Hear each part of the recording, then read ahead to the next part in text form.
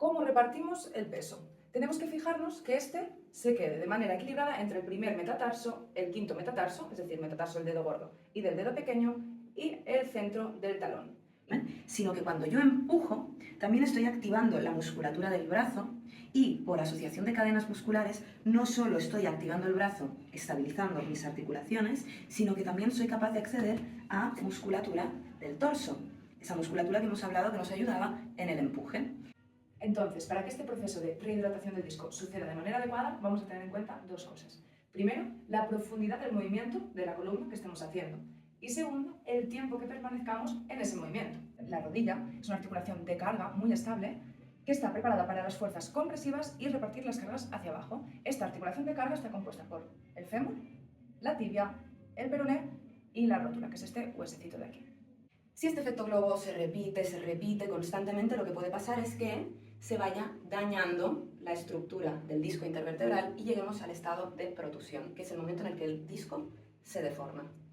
Por último, queríamos comentar una relación muy interesante, y es que cuando activamos los dedos hacia arriba en flex y no dejamos que caigan hacia afuera, cuando los dedos miran hacia arriba, ayudamos a la neutralidad de la pelvis. Y recordamos que esta neutralidad pélvica nos ayuda luego a una buena extensión axial.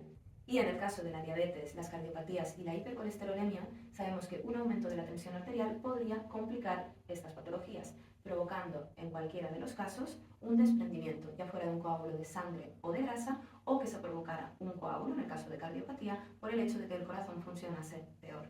Si los pranayamas que aceleran la respiración, como la respiración de fuego, lo que hacen es activar el sistema nervioso simpático. Este, a su vez, aumenta la tensión arterial. Ya sabemos que es que la sangre corre con más fuerza. Y esto también genera más tensión intraocular, algo que no nos va a convenir nada en una persona con glaucoma. Entonces, en el módulo 4 veremos algunas propuestas de adaptaciones para las personas con glaucoma en este tipo de respiraciones de pranayamas que aceleran la respiración.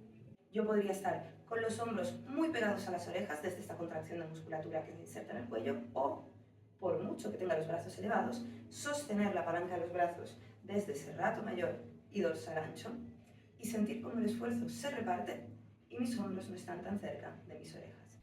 También es interesante saber que si realizamos un empuje activo, se dará una fuerza reactiva que ayudará en la extensión axial. Por lo tanto, buscaremos empujar con los pies, y hay un pequeño detalle. Con el pie de delante buscaremos empujar hacia abajo y hacia adelante, lo cual nos ayudará también a evitar la tendencia de que el tronco se adelante y recaiga mucho más peso en la pierna delantera. Otras condiciones y patologías. En esta postura vamos a tener en cuenta qué hacer cuando se presenten patologías como la tensión arterial alta y el EPOC. En el caso de la tensión arterial alta es que el gran esfuerzo que supone realizar esta postura más la presión intraabdominal del abdomen contra el suelo pueden hacer que se acelere la frecuencia cardíaca y respiratoria, y esto suponga una subida de la tensión arterial. Recordamos que al elevar una pierna, es decir, al flexionar nuestra cadera, uno de los principales encargados de hacer eso es el músculo psoas, que se inserta en nuestras vértebras lumbares. Por lo tanto, sabemos que al generar una contracción para hacer el movimiento, va a llevar tensión mecánica al punto de inserción, que en este caso serían las vértebras lumbares. Por lo tanto, y a modo de conclusión, habiendo visto que la activación de Mula Bandha está totalmente relacionada con el suelo pélvico y que tenemos que tener en cuenta si existen o no disfunciones del suelo pélvico, en el próximo vídeo veremos cómo aplicar un correcto Mula Bandha que no genere demasiada tensión, que sea una activación estabilizadora, pero que no sea excesivamente fuerte. ¿Por qué? Porque si fuera muy fuerte, podría empeorar una hipertonía.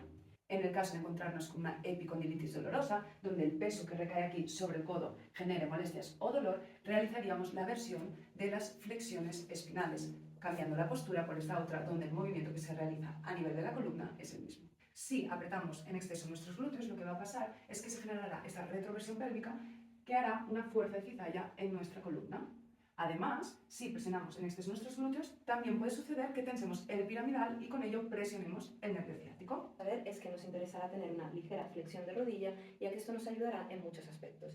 El primero es evitar el bloqueo articular. Tenemos más tendencia a caer en él cuando estamos en movimiento, cuando vamos hacia adelante con esa flexión de cadera y de columna. El hecho de flexionar las rodillas también nos ayudará a estirar la musculatura isquiotibial, pero sin forzar la articulación de la rodilla, lo que sucedería si estuviéramos en el bloqueo articular. Y por último, este gesto de flexión de rodillas nos aporta mayor estabilidad, lo que nos interesa mucho en este movimiento, que es dinámico. Porque en el caso de la coxa vara, que es la que más nos interesa para entender esa limitación de movimiento, tenemos que entender que habrá personas que cuando busquen un rango máximo de movimiento de abducción o de abducción con rotación externa de cadera, encontrarán una limitación física, ósea, donde chocan estructuras y no se puede ir más allá.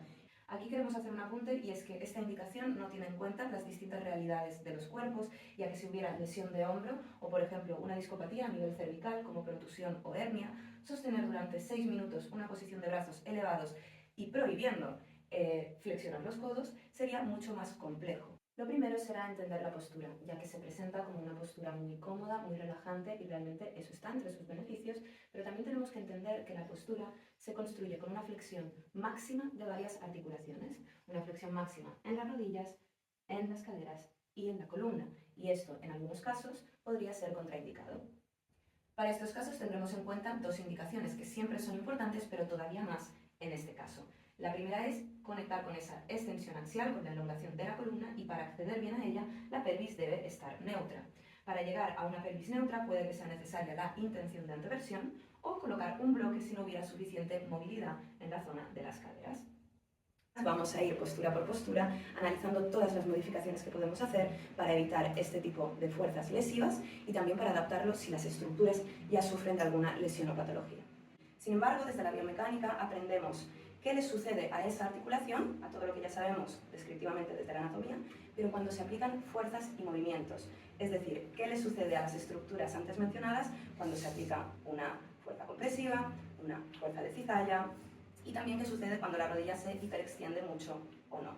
Cuando empezamos a levantar la pierna, el principal flexor de cadera es el cuádriceps, pero cuando superamos los 90 grados, es decir, más o menos por aquí, y empezamos a subir y subir y subir más la pierna, el psoas pasa a ser el principal flexor. Entonces, al contraerse, genera esta flexión lumbar.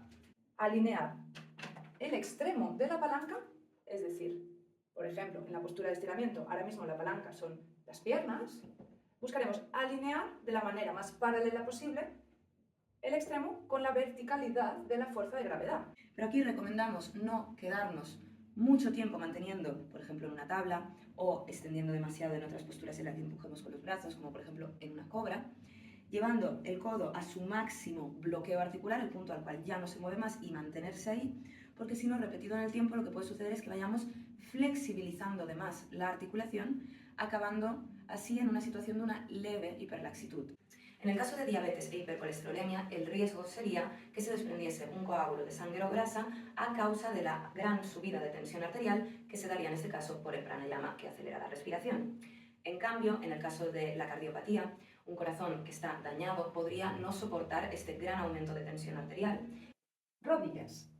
Es importante ver, lo vamos a ejemplificar en estático, que no se genere una fuerza de cizalla en la articulación de la rodilla. Para ello buscaremos que los deditos de los pies y la rodilla miren en la misma dirección. Podría suceder que al colocar nuestros pies a 45 grados, nuestras caderas se viesen limitadas por falta de movilidad en el movimiento de abducción y rotación externa. Si esto sucede, lo que pasará es que nuestro pie y nuestra tibia irán hacia allá y nuestro fémur hacia aquí, generando una fuerza de cizalla en la articulación de la rodilla. Con una cardiopatía, los niveles de oxígeno en sangre pueden verse alterados, porque se reparte peor la sangre y es la sangre la que lleva el oxígeno. Bien, aunque esto pueda sonar un poco contraintuitivo, esto puede suponer un esfuerzo para un corazón dañado. ¿Por qué? Porque el corazón empezará a bombear más rápido para precisamente intentar equilibrar el oxígeno en sangre. Recordamos también que es esencial empujar activamente el suelo para generar una fuerza reactiva que ayudará a sostener la postura. Por último, y en relación a este empuje, cuando empujemos con los pies al suelo, primero empujamos hacia abajo y eso ayuda al movimiento de extensión de cadera. Y hacia el final del movimiento podemos empujar hacia abajo y hacia adelante, que es lo que hará que el tronco se acerque a la barbilla. Recordamos, es el pecho el que se acerca a la barbilla y no la barbilla al pecho. Este no está ni vascularizado ni inervado, es decir, no le llegan ni sangre ni nervios. Es por ello que muchas veces, hasta que el deterioro del disco no es muy grande, no sentimos nada. Muchas veces puede reducir su tamaño al deteriorarse o incluso deformarse y generar discopatías como hernias, protusiones o incluso llegar a acercar los dos cuerpos vertebrales, pudiendo haber rozamiento o molestias. En el caso de la hiperlordorsis puede suceder que, como partimos ya de una extensión mayor en nuestra columna lumbar, abusemos de la hipermovilidad de la zona lumbar. Por lo tanto, siempre adaptaremos realizando una versión menos exigente, más accesible, hasta ganar la suficiente fuerza y movilidad para realizar la extensión de columna con una buena técnica, es decir, centrándonos en la zona hipomóvil. Cuando haya poca movilidad, aquí podríamos adaptar de las mismas maneras y es abriendo la distancia de la postura levantando nuestros talones y flexionando nuestras rodillas. Esto liberará la tensión en la cara posterior que nos permitirá acceder a esta anteroversión pélvica y a una mayor extensión de columna. Se puede dar un mareo por hipotensión ortostática al cambiar rápidamente de posición. El cambio de una invertida a una posición, por ejemplo, sentada, puede ser muy brusco, ya que nuestro cuerpo no está acostumbrado a estar en posiciones invertidas. Y por último está la patología del glaucoma, que por estar en una posición invertida sabemos que aumenta la tensión arterial y la tensión intracraneal, lo que a su vez aumenta la tensión intraocular, la fuerza por la que fluye la sangre por el ojo. Vamos a evitar apretar los glúteos con fuerza, ya que eso lleva a la pelvis a una retroversión. Y tener columna en extensión y pelvis en retroversión significa una fuerza de cizalla en la zona lumbar, algo que queremos evitar. También buscaremos sostener la palanca de los brazos desde la musculatura de serrato y dorsal ancho. Esto nos ayudará a mantenerlo sin forzar la musculatura pequeña del cuello. En realidad hay dos maneras de elevar los hombros. Una, que es la que se indica en el manual, que nos dice abraza los hombros a las orejas, nos invita a activar solamente la musculatura pequeña. En cambio, también podríamos elevar el hombro activando la musculatura de los costados y podemos ver cómo hay una gran diferencia. Cuanto más lejos esté el pie del pubis, habrá menor flexión en rodilla, pero requerirá de muchísima flexibilidad de los rotadores externos de cadera y de la musculatura implicada en este movimiento. Porque lo que queremos es adaptar las posturas a los cuerpos y a las realidades de los cuerpos y no al contrario, tratar de encajar los cuerpos en posturas preestablecidas, fijas y todas iguales, ¿no?